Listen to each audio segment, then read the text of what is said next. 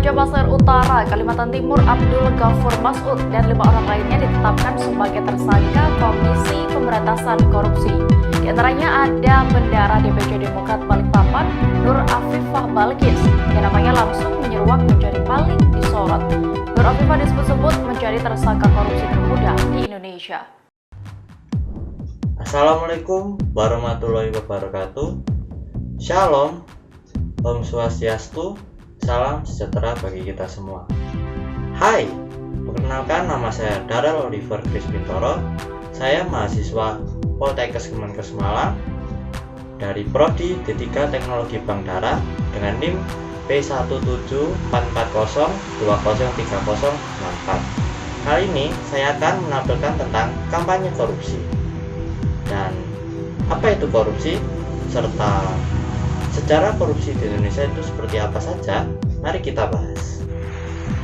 Oke, sebelum kita membahas apa itu korupsi, pada awal video telah ditampilkan berbagai contoh-contoh kasus korupsi yang dilakukan di Indonesia.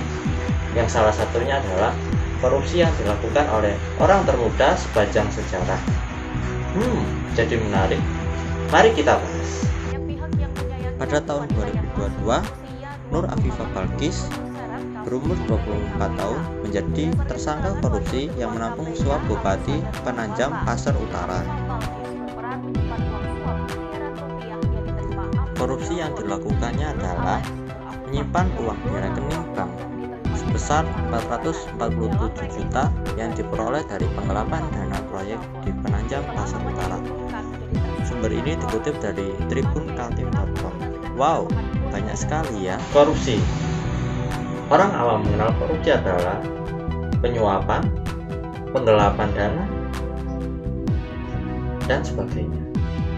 Serta korupsi sejatinya adalah penyalahgunaan wewenang atau tindakan merugikan orang lain yang bertujuan untuk dirinya sendiri, keluarga, dan kelompok.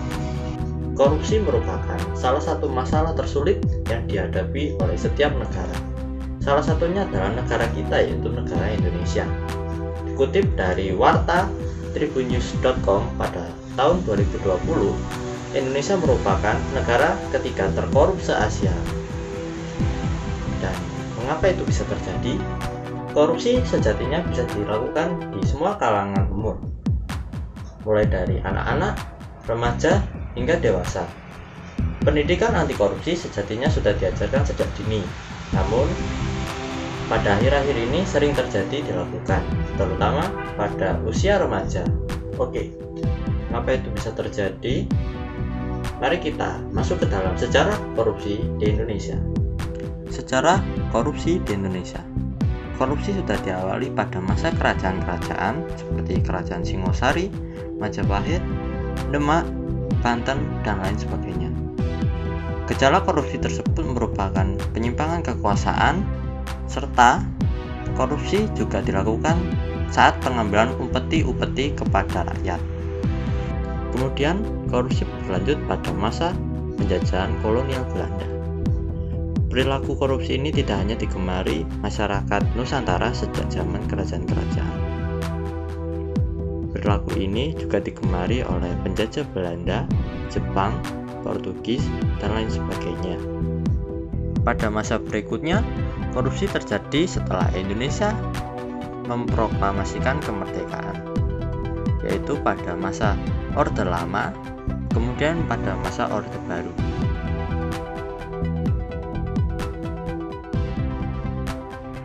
Setelah itu, perilaku tindakan korupsi ini berlanjut hingga masa sekarang.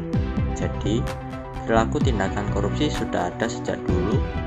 Namun, pada zaman dahulu masyarakat belum paham mengenai apa itu korupsi dan apa dampaknya. Jadi, apa yang kita lakukan sebagai generasi remaja, generasi muda untuk menghindari dan mencegah korupsi? Salah satunya adalah kita harus memahami apa itu korupsi, apa yang ditimbulkan oleh tindakan korupsi, dan setelah kita memahaminya, kita perlu menerapkan agar mencegah korupsi, kolusi, dan nepotisme.